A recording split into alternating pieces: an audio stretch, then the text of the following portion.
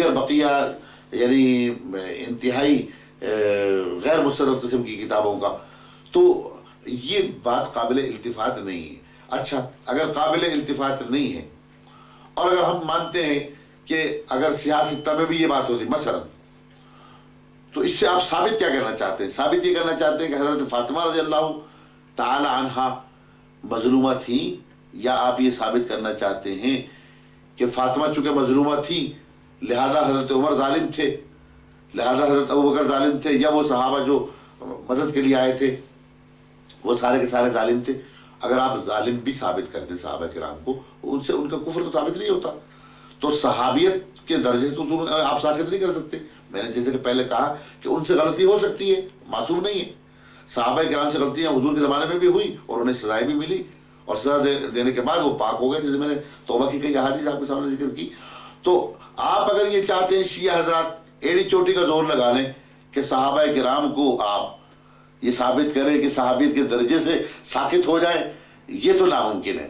البتہ ہم یہ چاہتے ہیں آپ سے کہ بجائے اس کے کہ آپ ہمیں جو ہے ہمارے صحابہ کرام کے متعلق آپ یہ ان کو ساقط کریں صحابی کے درجے سے، تو یہ تو ناممکن ہے۔ حضور صلی اللہ علیہ وسلم تشریف لے گئے دنیا سے، رحلت فرما گئے، صحابیت کے درجے پہ جس نے فائز ہونا تھا فائز ہو چکا۔ اب شیعہ حضرات اسے گرا نہیں سکتے اور صحابیت کے مرتبے سے نیچے نہیں پھینک سکتے، آپ کافر تو انہیں کہہ نہیں سکتے۔ اور ان کو جو ہے اگر آپ یہ کہتے ہیں ان سے غلطی ہوئی، تو غلطی ہمارے نزدیک اہل سنت والجماعت کے نزدیک اہل بیت سے بھی ہو سکتی ہے، صحابہ سے بھی ہو سکتی ہے۔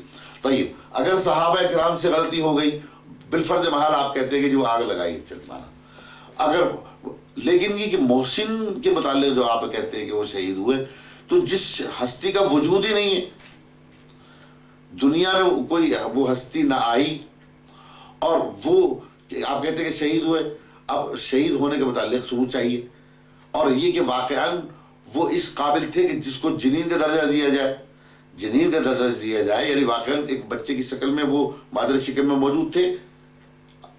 کئی صورتیں ہیں، ایک نطفہ ہے، ایک پھر علقہ ہے، پھر ایک مضغہ ہے، پھر اس کے بعد وہ گوشت کی شکل ہے 40 دنوں کے پیریڈ کے ساتھ، پھر کہیں جا کر کے 6 ماہ میں جو ہے وہ ایک باقاعدہ صورت ہوتی ہے، اور 9 مہینے میں بچہ تیار ہوتا ہے، اس کے بعد ولادت ہوتی ہے۔ تو اب وہ کس مرحلے میں تھے اور آیا تھے بھی یا نہیں تھے؟ اور مجھے آپ یہ بتائیے کہ ابھی اس بچے کا کوئی تعلق عطا پتہ ہی نہیں، وجود ہی نہیں، اس ہستی کے متعلق ہماری تو کتابوں میں کوئی ذکر نہیں، اور نام بھی اس کا شیعوں نے رکھ لیا محسن۔ تو یہ جو تعجب انگیز باتیں ہیں، میں سمجھتا ہوں کہ اس کو طویل کلام بنانے کے بجائے بہتر یہ ہے کہ آپ حضرات اس بات کا اقرار کریں کہ صحابہ کرام کی عظمت کو آپ بھی تسلیم کر لیں، تاکہ ہم دونوں کے درمیان جھگڑا ختم ہو اور سنی شیعہ کا جھگڑا ختم ہو جائے۔ اس لیے میں آپ کا شکریہ ادا کرتا ہوں۔ جزاکم اللہ خیر۔ بسم اللہ الرحمن الرحیم۔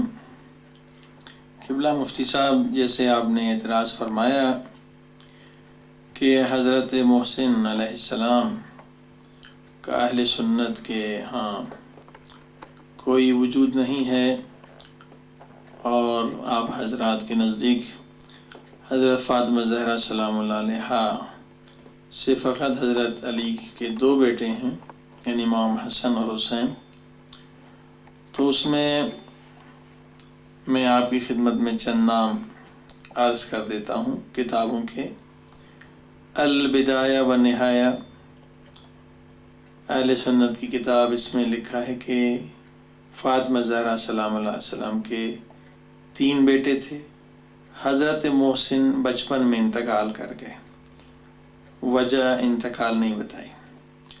دلائل نبوہ میں بھی یہی لکھا ہے کہ 3 بیٹے تھے۔ ذخائر العقبہ میں محب تبری نے بھی یہی لکھا ہے، 3 بیٹے تھے۔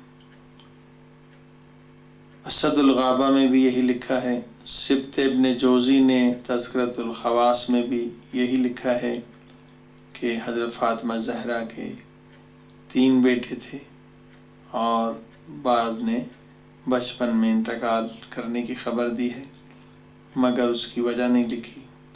تاریخ یعقوبی نے بھی یہی لکھا کہ حضرت محسن کا انتقال بچپن میں ہو گیا۔ تاریخ خمیس نے بھی یہی لکھا۔ الکامل فی تاریخ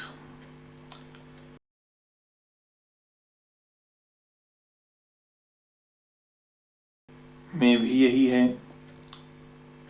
اور جن کتابوں نے سخت ہونے کا ذکر کیا ہے اس میں کمال الدین ابن طہ شافعی نے کتاب کشف الغمہ میں لکھا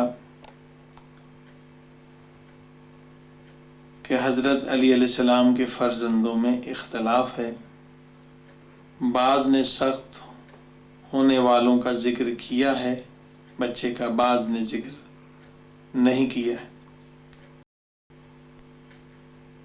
لہذا نام کے لیے بھی روایتیں موجود ہیں کہ خود رسول خدا صلی اللہ علیہ وسلم نے فرمایا کہ یا علی انت منی بمنزلت ہارون من موسیٰ، علی تیری وہی منزلت ہے جو ہارون کی حضرت موسیٰ